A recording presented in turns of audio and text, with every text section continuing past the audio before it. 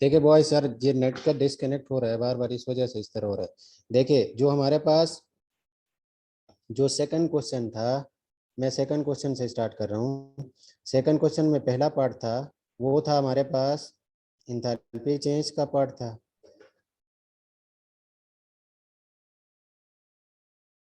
Second जो मेरे पास है वो वाटर ऑफ क्रिस्टलाइजेशन का क्वेश्चन थे।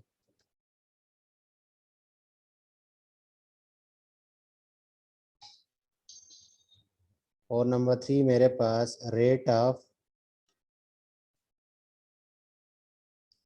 रिएक्शन के क्वेश्चन थे। नंबर 4 गैस कलेक्शन के क्वेश्चन थे। एंड नंबर 5 डीकम्पोजिशन रिएक्शन के क्वेश्चन थे। ये हमारे पास क्वेश्चन नंबर 2 में आएगा। ये जो हमारे पास क्वेश्चन नंबर 2 में आएगा। और क्वेश्चन नंबर 3 में देखें, क्वेश्चन नंबर 3 में जो आपके पास आएगा क्वेश्चन नंबर 3 में, वो हमारे पास सॉल्ट एनालिसिस का क्वेश्चन आएगा। Salt analysis, 2 types of salt होंगे, इनऑर्गेनिक सॉल्ट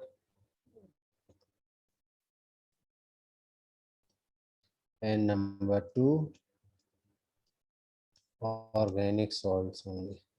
ये मेरे पास पेपर पैटर्न होगा, पूरा पेपर पैटर्न। जिसने उस दिन क्लास मिस किया था उनके लिए ये मैंने लिख लिया। देखिए अब जो दोबारा मुझे टाइटेशन से करना है, टाइटेशन से बताना है, वो टाइटेशन से देखे कि जो टाइटेशन था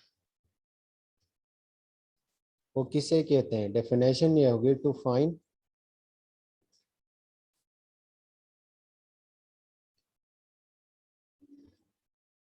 the concentration of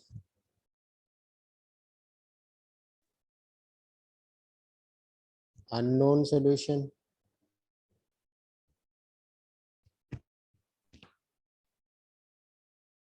by using the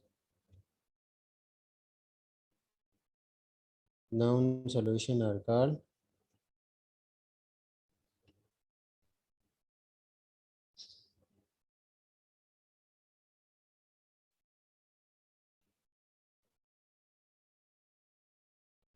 called titration।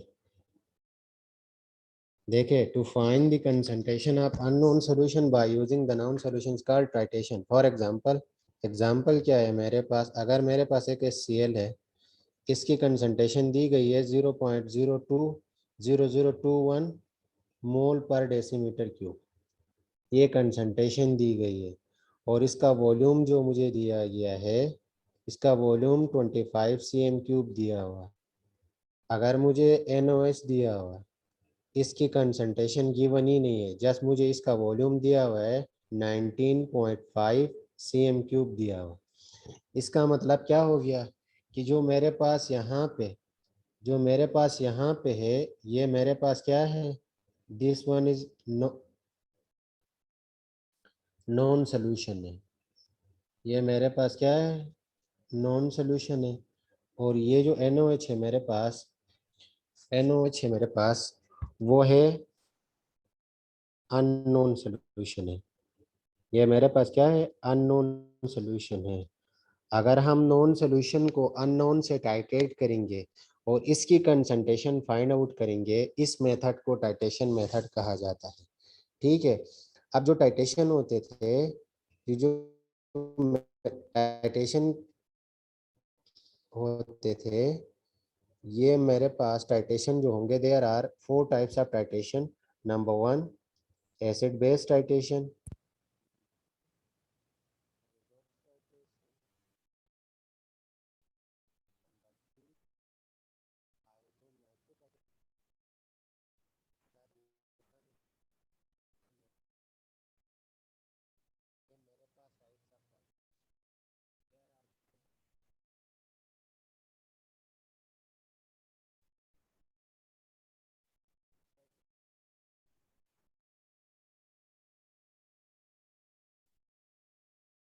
redox titration, number 3 idomatic titration, and number 4 thermometric titration। देखिए जो मेरे पास एसिड बेस टाइटेशन है, एसिड बेस टाइटेशन है, इस एसिड बेस जो एसिड और बेस है, जो एसिड और बेस दोनों कंपाउंड कलरलेस कंपाउंड होते हैं, ये दोनों कलरलेस कंपाउंड होते हैं, ये भी कलरलेस कंपाउंड होता है। इस वजह से इस टाइट्रेशन में हम क्या यूज कर रहे हैं, इंडिकेटर यूज करेंगे। जो इंडिकेटर्स होंगे वो इंडिकेटर यूज करेंगे, उस इंडिकेटर्स का जो नाम होगा, देखिए इंडिकेटर्स यूज करेंगे, इंडिकेटर का जो नाम होगा, जो आपने पहले भी किया हुआ, एक इंडिकेटर होता है मिथाइल ऑरेंज, एक इंडिकेटर होता है ब्रोमोफिनोल थाइ ब्रोमोफिनोल ब्लू, एक इंडिकेटर होता है ब्रोमो थाइमोल ब्लू, एक ब्रोमोफिनोल है, एक ब्रोमोथाइमोल है, और जो मेरे पास नंबर 4 होगा वो फेनाफ्थलीन इंडिकेटर होगा, वो फेनाफ्थलीन इंडिकेटर। ये जो इंडिकेटर्स होते हैं वो एसिड बेस टाइट्रेशन में यूज करेंगे। क्यों यूज करते हैं, क्योंकि मेरे पास एसिड और बेस दोनों कंपाउंड कलरलेस होते हैं, कि जो दोनों कंपाउंड कलरलेस होते हैं, कलरलेस को कलरलेस से टाइट्रेट करने के लिए हमें कोई ना कोई कलर्ड कंपाउंड की जरूरत होती है। उस कलर्ड कंपाउंड की जो जरूरत होती है उसे इंडिकेटर्स कहा जाता है। जो इंडिकेटर्स होते हैं वो methyl orange, bromophenol, bromothymol blue and phenolphthalein indicator, ये जो इंडिकेटर्स होते हैं ये हम एसिड बेस में यूज करेंगे। तो ठीक है, जो इंडिकेटर, अब उसके बाद जो आ रहा है वो है मेरे पास रिडॉक्स टाइट्रेशन।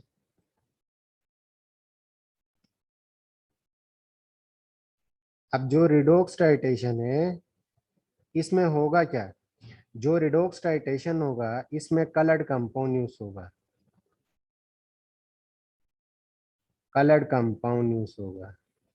जो कलर्ड कंपाउंड है वो है मेरे पास KMnO4, और नंबर 2 है K2Cr2O7, इसका नाम है पोटाशियम मैग्नेट,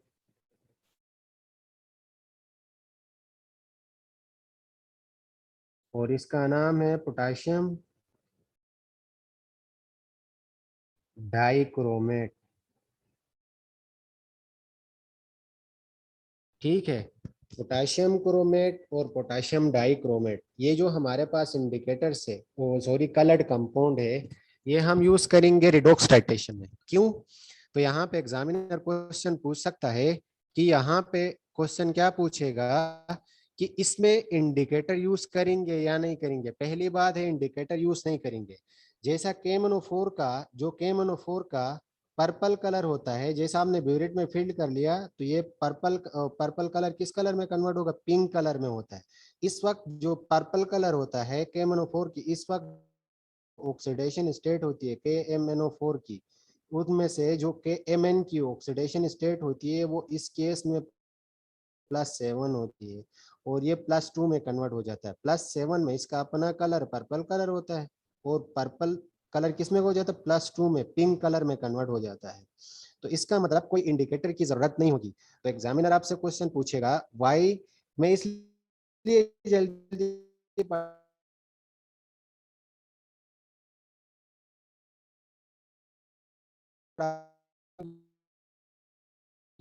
उस दिन हमने ये पहले भी पढ़ा हुआ है, तो मैं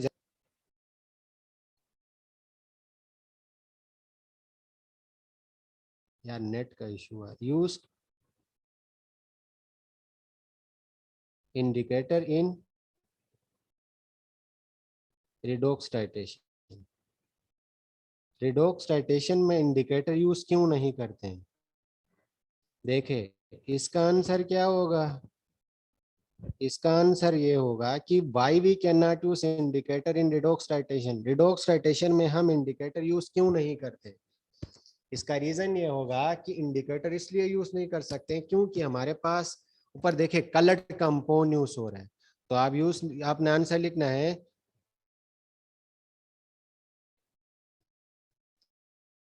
यूज कर रहे हैं, because we used a coloured compound, या आपने लिखना है KMnO4 अगर यूज किया हो तो आप लिखोगे KMnO4 इट्स सेल्फ इंडिकेटर है, इट्स सेल्फ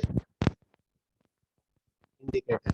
KMnO4 जो होगा वो इट्स सेल्फ इंडिकेटर है, इस वजह से हम रिडॉक्स टाइटेशन में कोई भी इंडिकेटर यूज नहीं करेंगे। ठीक है, ये हो गया रिडॉक्स टाइटेशन। अब उसके बाद हम आगे बढ़ते जा रहे हैं। उसके बाद है हमारे पास आइडोमेटिक टाइटेशन, आइडोमेटिक टाइटेशन।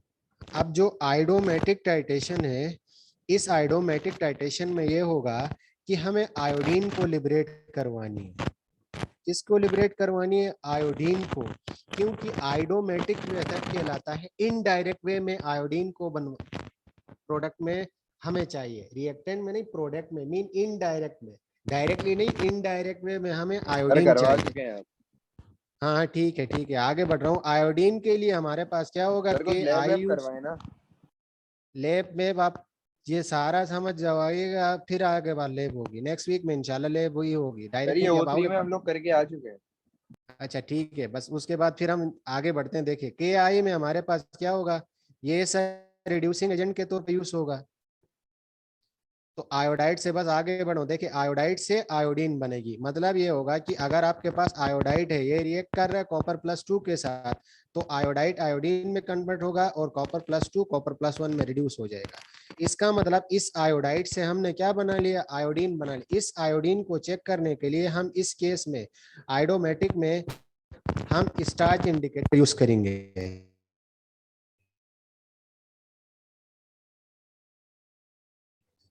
हम इसमें क्या करेंगे, स्टार्च इंडिकेटर यूज करेंगे। उस दिन का लेक्चर यहाँ। जी जी सर, मैं पूछ जी रहा था बोले। केमिकल रिएक्शंस नहीं करवाएंगे आप प्रैक्टिकल लैब में? पहले थ्योरी पढ़ाएंगे उसके बाद करवाएंगे, डायरेक्ट तो नहीं करवा देंगे ना। अगर आप कोई दोनों चीजें, आप एक दो चीजें जिसको पता ही नहीं वो मिला रहे हो तो कुछ ना कुछ रिएक्शन हो रहा है, तो आपको पता होगा बहुत सारे रिएक्शंस होते हैं, पहले समझ आ जाएगा फिर रिएक्शन फिर करवाएंगे ना। सर हम लोग सर ओ लेवल्स करके हैं सर, गांव से थोड़ी है।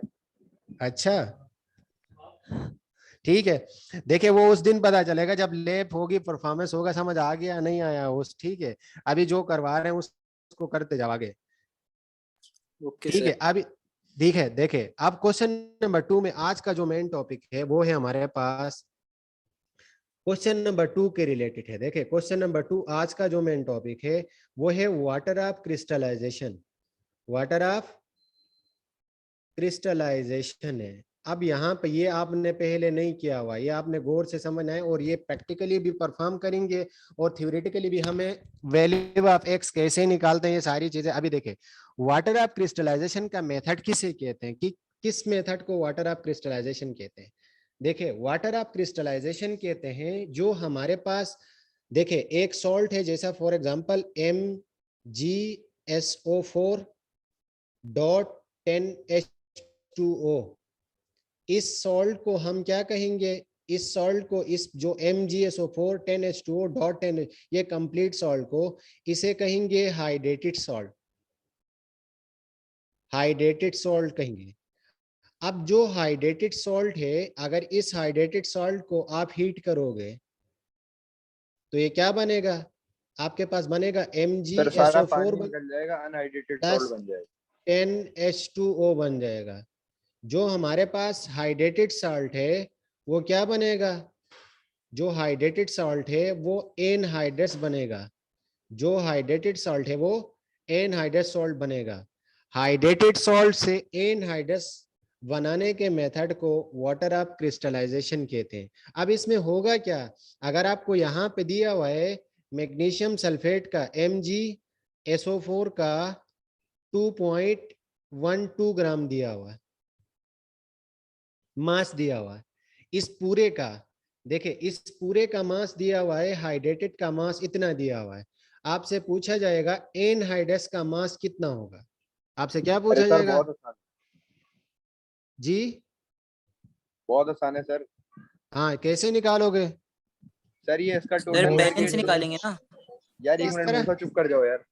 हाँ सर, ये 2.12 से उसका ओरिजिनल मास डिवाइड कर देंगे, फिर MgSO4 के मास से मल्टीप्लाई कर देंगे, आ गया। अच्छा बस डायरेक्ट आ गया कि कैसे MgSO4 डॉट, ये पूरे इस कंप्लीट का मास दिया हुआ, हाइड्रेटेड सॉल्ट का मास दिया हुआ, हाँ और सर, यहाँ तो में उसी को तो बोल रहा हूँ, 2.12 से डाउन वो डिवाइड करेंगे। क्या डिवाइड करेंगे? सर ये उसका MgSO4.10H2 हो गया ना 2.12 ग्राम। हाँ तो जी सर जी, उसका टोटल मास निकाल के 2.12 से डिवाइड, मतलब 2.12 को उसके टोटल मास से डिवाइड करेंगे, तो जितने मोल्स आएंगे उसको MgSO4 से मल्टीप्लाई कर देंगे, आ गया ना। नहीं तो इसका AR वगैरह नहीं चाहिए होगा, MG का, S हाँ का, हाँ, O तो सर का? मास उसी से तो निकलेगा, AR उसका जब कैलकुलेट करेंगे जब भी तो टोटल मास आएगा। ठीक है, सबको समझ आ रहा है ये जो बोल रहा है? जी सर, सब कुछ समझ आ गया सर।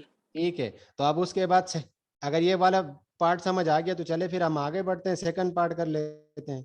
ठीक है, सेकंड पार्ट में देखिए हमारे पास होगा इंथैल्पी चेंज के रिलेटेड क्वेश्चंस होंगे,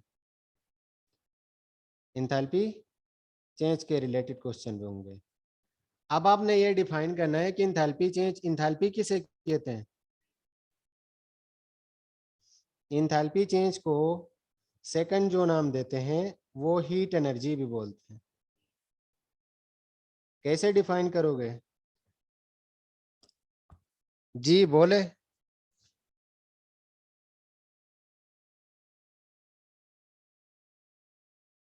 इंथैल्पी चेंज को कैसे हाँ डिफाइन सर, मैं करोगे? बताता हूँ। हाँ जी बोले, बता दे। सर ये एंथैल्पी चेंज ये होता है कि कितनी एनर्जी ली है या कितनी एनर्जी दी है, मतलब रिएक्शन के बाद, या तो वो एक्सोथर्मिक होगा एंडोथर्मिक होगा, तो सर उस हिसाब से होता देख, है। डेफिनेशन ये होगी, देखे पहले बात ये समझना है कि इसकी डेफिनेशन ये होगी, टोटल, इसकी डेफिनेशन ये होगी total heat contents of the reaction. Total heat contents of the reaction is called enthalpy change. The reaction called enthalpy change. किससे रिप्रेजेंट कर लेते हैं? डेल्टा एस से। अब यहाँ पे देखो total heat content of the reaction, इसका मतलब क्या हो गया कि जैसा फॉर एग्जांपल एक स्टूडेंट है, वो क्या कर रहा है, कॉपर सल्फेट को जिंक के साथ रिएक्शन करवा रहा है। कॉपर सल्फेट आपके पास क्या होगा? जिंक के साथ। जैसा कॉपर सल्फेट आपने किस में लिया हुआ? लिक्विड में लिया हुआ। अब जिंक आपने किस में लिया हुआ? सॉलिड फॉर्म में लिया हुआ। अब होगा क्या कि कॉपर सल्फेट जैसा फॉर एग्जांपल आपने एक बीकर ले लिया या एक प्लास्टिक कप ले लिया, इस प्लास्टिक कप के अंदर आपने 50 cm क्यूब आपने CuSO4 कॉपर सल्फेट डाल दिया। आप 50 cm क्यूब कॉपर सल्फेट डालने के बाद आप क्या कर रहे हो, इसी 50 cm क्यूब में आप थर्मामीटर डिप कर रहे हो। This one is thermometer. अगर थर्मामीटर का टेम्परेचर फॉर एग्जांपल तुम्हारे पास इनिशियल जो टेम्परेचर था वो है 28 डिग्री सेंटीग्रेड था। अगर हमने जिंक पाउडर डाल दिया, अब जिंक पाउडर डालने के बाद जितनी हीट इवोल्व होगी, जितनी हीट आपके पास इवोल्व होगी, जैसा अगर टेम्परेचर आपके पास इनिशियल इतना था तो फाइनल टेम्परेचर इंक्रीज होकर तुम्हारे पास 32 या 34 डिग्री सेंटीग्रेड तक चला गया। देखिए अगर आपके पास इनिशियल टेम्परेचर 28 डिग्री था, जिंक पाउडर डालने के बाद 32 डिग्री, मीन आपके पास जो जिंक और कॉपर सल्फेट का रिएक्शन से जैसा बनेगा, इस तरह जिंक सल्फेट बनेगा और कॉपर डिस्प्लेस हो जाएगा।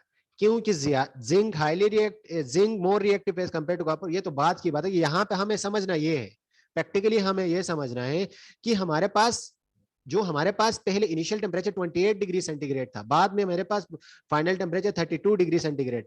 टेम्परेचर का बढ़ जाना मीन आपके पास जो जिंक और कॉपर सल्फेट मिलाने से जो हीट आपको इवोल्व हो गई, उस हीट को इंथैल्पी चेंज कहते हैं। उस हीट को क्या कहा जाता है? इंथैल्पी चेंज या हीट एनर्जी कहा जाता है। तो इसकी डेफिनेशन ये होगी, total heat content of the reaction is called enthalpy change. अब यहाँ पे पेपर 2 में भी पेपर 3 में भी एक, क्योंकि थ्योरेटिकल पोर्शन पिछले बार जैसा हमारे पास अभी जो पिछली बार जो अक्टूबर नवंबर का सेशन हुआ था, उसमें क्या हुआ था कि हमारे पास थ्योरी के बेस क्वेश्चन ज्यादा दिए थे इंथैल्पी चेंज के रिलेटेड। सिर्फ एक दो एक्सपेरिमेंट करवाया था, थ्योरी ज्यादा पूछा था। वहां पे डेफिनेशन पूछा था स्टैंडर्ड इंथैल्पी चेंज। उसने ये नहीं पूछा था इंथैल्पी चेंज, उसने पूछा था स्टैंडर्ड इंथैल्पी चेंज किसे कहते हैं, कौन डिफाइन करेगा स्टैंडर्ड को? स्टैंडर्ड, उसने पूछा था स्टैंडर्ड इंथैल्पी चेंज को। कौन बताएगा डेफिनेशन? आप इंथैल्पी चेंज की डेफिनेशन तो ये हो गई कि total heat content of the reaction is called enthalpy change, लेकिन स्टैंडर्ड इंथैल्पी चेंज किसे कहेंगे? जी बोले बेटा, जिसने पहले पढ़ा था वो बोले वो लेवल में। देखिए स्टैंडर्ड इंथैल्पी चेंज का मतलब ये हो गया कि टोटल, देखिए टोटल, देखिए वही डेफिनेशन होगी, जस्ट थोड़ी सी चेंज होगी। Total heat contents of the reaction under standard condition, under standard condition are called standard enthalpy change, is called standard enthalpy। अब इस स्टैंडर्ड का मतलब क्या हो गया? इस स्टैंडर्ड का मतलब क्या हो गया कि स्टैंडर्ड कंडीशन, स्टैंडर्ड कंडीशन का मतलब ये हो गया, स्टैंडर्ड कंडीशन ये है कि आपके पास जो स्टैंडर्ड कंडीशन है वो स्टैंडर्ड कंडीशन वो ये है कि हमारे पास जो स्टैंडर्ड कंडीशन है वो है हमारे पास टेम्परेचर 25 डिग्री सेंटीग्रेड, ये स्टैंडर्ड है। ठीक है, प्रेशर जो होगा आपके पास, सर स्टैंडर्ड 37 नहीं होगा? नहीं 25 डिग्री सेंटीग्रेड या 298 केल्विन होगा। ठीक है, और या 298 केल्विन होगा, 225 डिग्री सेंटीग्रेड, और या प्रेशर 1 atm होगा और कंसंट्रेशन जो होगा 1 मोल पर डीएम क्यूब होगी।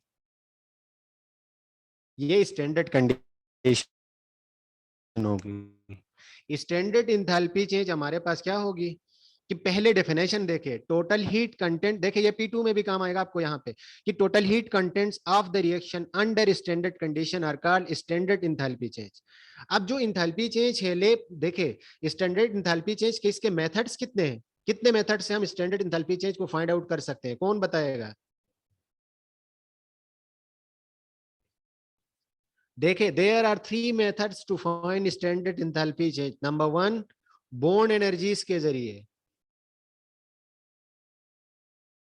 बोर्न एनर्जीज के जरिए आप फाइंड करोगे। नंबर 2 आपके पास जो होगा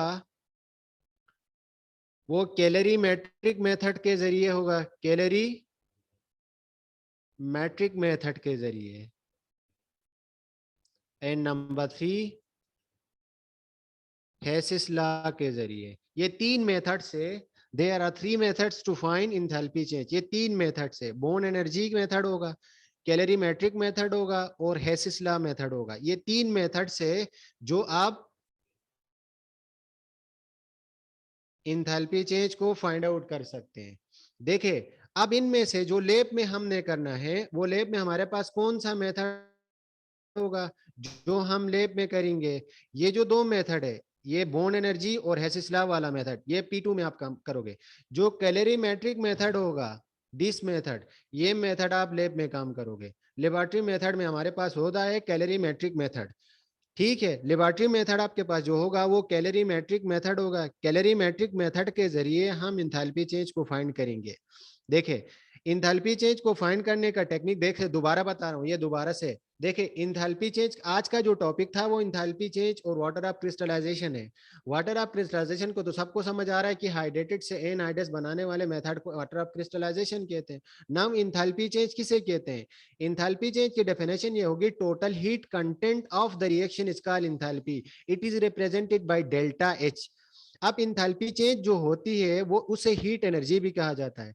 अब कॉपर सल्फेट और जिंक का जैसा मैंने बता दिया इस तरह होता है। ठीक है, अब आपके पास जो आगे बढ़ते हैं तो इसमें क्या होगा, स्टैंडर्ड इंथैल्पी चेंज होगी। स्टैंडर्ड इंथैल्पी चेंज का मतलब ये हो गया कि total heat contents of the reaction under standard condition are called standard enthalpy. देखिए अभी ही समझ आ जाएगा, बार बार रट्टे लगाने की जरूरत नहीं होगी, अभी एक दफा यार वन टाइम याद रखोगे तो बाद में आपको काम आएगा। स्टैंडर्ड इंथैल्पी से total heat contents of the reaction under standard condition. जो स्टैंडर्ड कंडीशन है वो टेम्परेचर 25 डिग्री सेंटीग्रेड या 298 केल्विन होना चाहिए, प्रेशर आपके पास 1 atm होना चाहिए, कंसंट्रेशन 1 मोल पर डीएम क्यूब होनी चाहिए।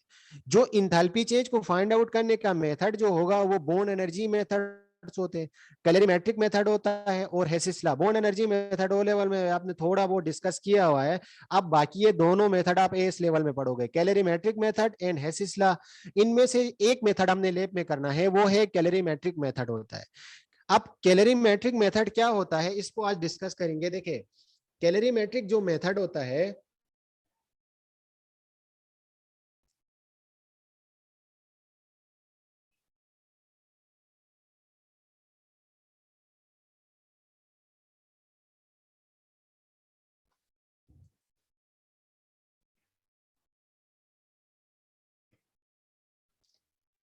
ये जो मेथड होता है दिस मेथड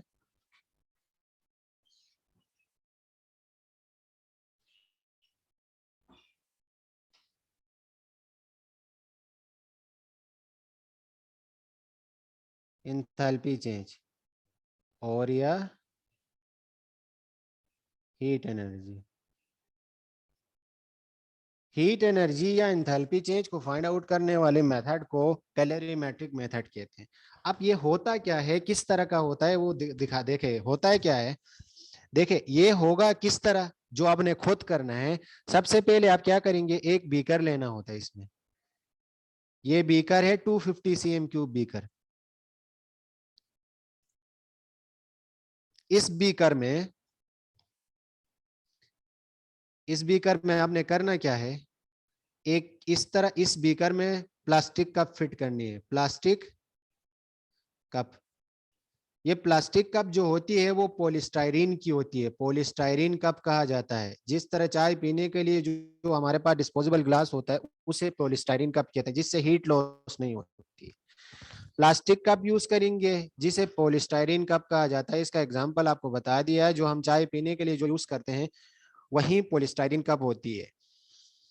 तो अब इस बीकर में हमने क्या करना है, प्लास्टिक कप को रहना है। देखिए बीकर के अंदर ही प्लास्टिक कप क्यों रख रहे हैं, इसका पहला रीजन ये है कि आप जो भी कोई काम कर रहे हो, जैसा हमारे पास H2SO4 यूज हो रहा है, कॉपर सल्फेट यूज, इस तरह की चीजें होती है। कॉपर सल्फेट जो हमारे पास क्या होता है, डेंजरस होता है बॉडी के लिए। अगर गलती से भी गिर गया या पाँव पे लग गया या हाथ पे लग गया या बॉडी पे लग गया तो खतरा हो सकता है। इससे बचने के लिए हम प्लास्टिक कप में डालते हैं, ताकि प्लास्टिक कप टूट भी जाता है तो हमारे पास वो ग्लास के अंदर आ जाएगा, वो बीकर के अंदर आ जाएगा, बॉडी पे नहीं गिरेगा। इस वजह से ये काम कर लेते हैं। बाकी इस बीकर का कोई और काम नहीं है और कोई फंक्शन नहीं। बहुत सारे आपको बोलेंगे हीट लॉस नहीं होती, भाई वो ग्लास से कैसे हीट लॉस नहीं हो, ऐसा नहीं है। इसमें जस्ट बीकर रखने का मतलब ये होता है, बीकर के अंदर प्लास्टिक कप रखने का मतलब ये होता है कि बीकर, अगर आपके पास ये पॉलीस्टाइरीन कप टूट जाती है, आपने वैसा थर्मामीटर से इसको शेक किया तो कहीं से सुराख हो जाता, होल हो जाता, तो वहां से एसिड गिर जाता है।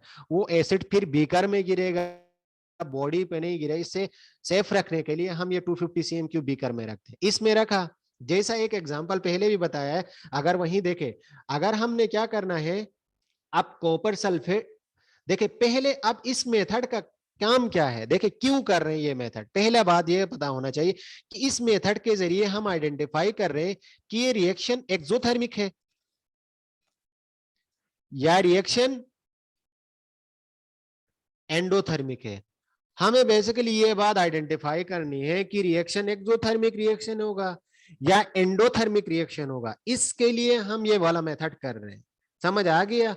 अब देखो एक्सोथर्मिक का रिएक्शन का मतलब क्या हो रही है, यहां से हीट लॉस हो रही है, इसका मतलब क्या हो रही है, हीट लॉस हो रही है। और एंडो का मतलब क्या हो रही है, एंडो का मतलब होता है हीट गेन हो रही है। अब यहां पे डेल्टा एच इस केस में क्या होगा, डेल्टा एच नेगेटिव होगा इस केस में। किस केस में, जब रिएक्शन एक्सो होगा। और हमारे पास इसमें डेल्टा एच क्या होगा, डेल्टा एच हमारे पास पॉजिटिव होगा। एंडोथर्मिक में डेल्टा एच पॉजिटिव होगा। ठीक है, तो ये हमारे पास एक्सोथर्मिक होगा। अब एक्सोथर्मिक और एंडोथर्मिक रिएक्शन को करने के लिए हम ये सारा मेथड कर रहे हैं। अब एक्सोथर्मिक और एंडोथर्मिक रिएक्शन इसमें हमारे पास क्या होता है कि एक्सो कैसे पता चलेगा, एंडो कैसे पता चलेगा, बाकी सारी यहाँ पे हीट गेन हीट लॉस उससे करने से यहाँ पे एक डायरेक्ट मेथड बता रहा हूं। देखिए सबसे पहले आपने जैसा एक एग्जांपल लेते हैं, यहाँ पे आपने ले लिया, यहाँ पे एक कॉपर सल्फेट और जिंक का ही ले लेते हैं। जैसा आपने सबसे पहले इसमें कॉपर सल्फेट डाल दिया, यहां तक कॉपर सल्फेट आपने फॉर एग्जांपल दे दिया 50 cm3, ठीक है। डालने के बाद आपने क्या कर लिया, इसमें कॉपर सल्फेट डालने के बाद आपने इसमें थर्मामीटर डिप कर लिया। अब थर्मामीटर डिप करने के बाद आपके पास इनिशियल जो टेम्परेचर था वो था तुम्हारे पास 25 डिग्री सेंटीग्रेड था, इनिशियली इतना था। जब आपने थर्मामीटर डिप कर लिया, डिप करने के बाद 25 डिग्री कॉपर सल्फेट का है, अब कॉपर सल्फेट डाला है, इसमें और कुछ नहीं डाला है, CuSO4 डाला हुआ, और कुछ नहीं है। अब आपने क्या करना है, जिंक डाल दिया। जिंक जैसा आपने मेजर कर लिया 2.13 ग्राम आपने जिंक डाल दिया। अब जब जिंक डाल दिया तो टेम्परेचर, इनिशियल टेम्परेचर था, फाइनल टेम्परेचर आपके पास इंक्रीज होकर क्या हो गया कि फाइनल टेम्परेचर आपके पास इंक्रीज होकर 35 तक चला गया, या 35 तक चला गया, 35 डिग्री सेंटीग्रेड हो गया। अब इसका मतलब क्या हो गया कि अगर आपके पास 25 से 35 रिएक्शन, देखिए अगर आपके पास टेम्परेचर, डायरेक्ट मेथड बता रहा हूं, लेब में आप आसानी से डिटेक्ट कर सकते हो कि अगर आपके पास टेम्परेचर 25 से इंक्रीज होकर 35 तक जा रहा है, देखिए 25 डिग्री सेंटीग्रेड से फाइनल टेम्परेचर इंक्रीज होकर 35 तक जा रहा है, तो इस केस में रिएक्शन एक्सोथर्मिक होगा।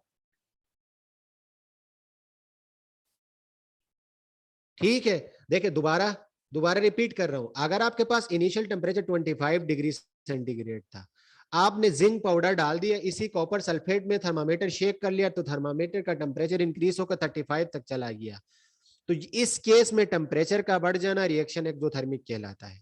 अगर देखिए अगर आपके पास इनिशियल टेम्परेचर, अगर आपके पास था इनिशियल टेम्परेचर 25 डिग्री सेंटीग्रेड था, इनिशियली इतना था, फाइनल टेम्परेचर आपके पास, अगर आपके पास फाइनल टेम्परेचर डिक्रीज होकर 20 तक आ गया, या और डिक्रीज हो गया, या जितना 20 डिग्री सेंटीग्रेड आ गया, अब इस केस में अगर टेम्परेचर का कम हो जाना, पहले से कम हो जाना, मीन जो रूम टेम्परेचर था या कॉपर सल्फेट का टेम्परेचर, जिंक पाउडर डालने के बाद की बात कर, अगर टेम्परेचर कम हो गया तो इस केस में रिएक्शन एंडोथर्मिक होगा। सर जी, मेरी क्लास कब तक की है? ये क्लास बस ये टॉपिक है, अभी 10 से 15 मिनट और लगेंगे, उससे ज्यादा नहीं होगा। ठीक है, सही है, बेहतरीन सर। ठीक है, 2 आवर्स तो नहीं ले सकते, इतना कौन सा 2 घंटे की क्लास होगी। ठीक है, देखिए जी सर, अब मुझे भी यहाँ नींद आ तक, रही है। हाँ बस ठीक है, वापस सो जाना, बस 10 मिनट रुके, बस इतना टाइम आपका वेस्ट नहीं करूंगा वरना गालियां दोगे आप। ठीक है, कैलोरीमेट्रिक मेथड, अरे नहीं देखिए सर, इस क्यों नहीं है मेथड सर? ठीक है, यहां तक देखिए जिसको समझ नहीं आ रहा ना पूछ लेना, क्योंकि देखिए अभी मैं एक बात आपको खुल के बता रहा हूँ, यहाँ थोड़ी बहुत प्रॉब्लम आएगी, लेकिन क्लास में आओगे ना, इससे बिल्कुल वीआईपी समझा दूंगा, बिल्कुल आपको समझ आ जाएगा कि हमें करना क्या है, पढ़ने की भी जरूरत नहीं होगी। नहीं ठीक सर, है, आ गया समझ, वीआईपी वाला। ठीक है। अब क्योंकि यहाँ पे थोड़ा बहुत मसले हो जाते हैं ऑनलाइन, कभी नेटवर्क का मसला हो रहा है, कभी क्या हो रहा है, कभी क्या, लेकिन अब फिजिकल क्लास होगी तो इंशाल्लाह अब थोड़ा अकल देके ये सिंध गवर्नमेंट को कि क्लासेस करवा दे नेक्स्ट वीक से, तो सर फिर हो आप नहीं गए जाएगी क्या कल इंशाल्लाह। छुट्टे में? मैं नहीं, मैं नहीं गया था। ठीक है, यहां तक समझ आ गया। बस ये कैलोरीमेट्रिक मेथड हमें लैब में ये वाला करना है कि रिएक्शन एक्सोथर्मिक होगा या रिएक्शन एंडोथर्मिक होगा। तो अब ग्राफ के जरिए 1-2 क्वेश्चन पूछ लेते हैं, वो करवा देते हैं, उसके बाद क्लास एंड कर लेते हैं। ठीक है, देखिए बस ग्राफ आपने समझना है। देखो कि एक्सोथर्मिक के लिए किस तरह का ग्राफ बनेगा और एंडोथर्मिक के लिए किस तरह का, एक्सोथर्मिक रिएक्शन के लिए ग्राफ किस तरह बनेगा, एक्सोथर्मिक रिएक्शन के लिए ग्राफ बनेगा। इसमें क्या होती है, देखे यहां पे आपको एक बात समझनी है कि यहां पे रिएक्टेंट की एनर्जी ग्रेटर होती है और प्रोडक्ट की एनर्जी कम होती है। ये बात आपने समझना है कि एक्सोथर्मिक रिएक्शन में रिएक्टेंट की एनर्जी ज्यादा होती है प्रोडक्ट की एनर्जी कम होती है। इसका मतलब आप अगर ग्राफ ड्रा करोगे तो ग्राफ किस तरह ड्रा होगा? अगर हम इसको ग्राफ ड्रा करेंगे तो ग्राफ में हमारे पास ये रिएक्शन होगा, जैसा आपके पास ये रिएक्शन, और ऊपर वाई एक्सिस में आपने एनर्जी को रखा। तो यहाँ पे आपने क्या किया, इस तरह का हो गया कि आपने क्या किया, यहाँ पे ये वाला रिएक्टेंट आर हो गया। अब ये वाला एनर्जी डायग्राम जब ड्रा करोगे तो प्रोडक्ट की एनर्जी कम होगी। दोबारा देखें, रिएक्टेंट की एनर्जी ऊपर ज्यादा है, देखें रिएक्टेंट की एनर्जी आपके पास ज्यादा है, प्रोडक्ट की एनर्जी कम है। इस केस में इस तरह का ग्राफ आएगा। प्रैक्टिकली अगर देखोगे, क्वेश्चन पूछेंगे तो आपने याद रखना है कि रिएक्टेंट की एनर्जी ज्यादा होगी और प्रोडक्ट की एनर्जी कम होगी। इस रिएक्शन को एक्सोथर्मिक रिएक्शन होगा, फ्रॉम ग्राफ से आइडेंटिफाई करेंगे। अब यहाँ पे देखो, अब यहां से यहां तक, या देखे यहां से इस केस में यहां से यहां तक, इस को ई ए कहा जाता है। ई ए का मतलब ये हो गया एक्टिवेशन एनर्जी। ई ए का मतलब क्या हो गया, इस ई ए का मतलब हो गया एक्टिवेशन एनर्जी हो गई। इस ई ए का मतलब क्या हो गई, एक्टिवेशन एनर्जी हो गई। ई ए का मतलब एक्टिवेशन एनर्जी। इस एक्टिवेशन एनर्जी की डेफिनेशन क्या होगी, द एनर्जी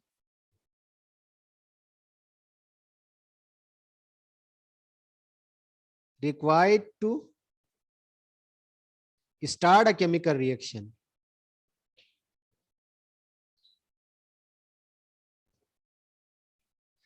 देखें, the energy required to start a chemical reaction is called activation energy. इसी को एक्टिवेशन एनर्जी कहा जाता है, या the energy used to required to convert reactant into product is called activation energy. दोनों डेफिनेशन सही है। अगर वो एनर्जी जो केमिकल रिएक्शन को स्टार्ट करने के लिए जो एनर्जी, देखे रिएक्टेंट से स्टार्ट हो गई, प्रोडक्ट में कन्वर्ट हो गई, इस एनर्जी को एक्टिवेशन एनर्जी कहा जाता है। अब इस केस में आपके पास एनर्जी लॉस हो रही है तो डेल्टा एच हमारे पास क्या होगा, नेगेटिव का साइन होगा। याद रख लेना, ये वाला आपके पास वैलिड होता है, इसका 1 मार्क्स होता है, एंड में पूछ लेते हैं। डेल्टा एच का साइन क्या होगा, रिएक्शन एक्सोथर्मिक होगा तो आपके पास साइन नेगेटिव होगा एक्सोथर्मिक के लिए, ये वाला। ठीक है, अगर हमारे पास रिएक्शन एंडो होगा तो उस केस में क्या होगा, अगर हमारे पास रिएक्शन एंडोथर्मिक रिएक्शन होगा तो उस केस में होगा, एंडोथर्मिक रिएक्शन के लिए क्या होगा, for endothermic reaction, endothermic reaction के लिए आपके पास क्या होगी, प्रोडक्ट की एनर्जी ज्यादा होगी, प्रोडक्ट की एनर्जी ज्यादा होगी और रिएक्टेंट की एनर्जी से। तो जब भी हम ग्राफ ड्रा करेंगे किस तरह का ग्राफ बनेगा, तो ये ग्राफ आपके पास कोई भी रिएक्शन हो रहा है, इसी रिएक्शन के साथ एनर्जी है वाई एक्सिस में, ये आपके पास रिएक्टेंट है, ये आपके पास प्रोडक्ट है। तो मीन यहाँ इस तरह का ग्राफ बनेगा, ये रिएक्टेंट ये प्रोडक्ट। अब यहाँ पे देख, तो अब यहाँ पे आपके पास इस केस में यहाँ से तो मीन ई ए कहलाएगी।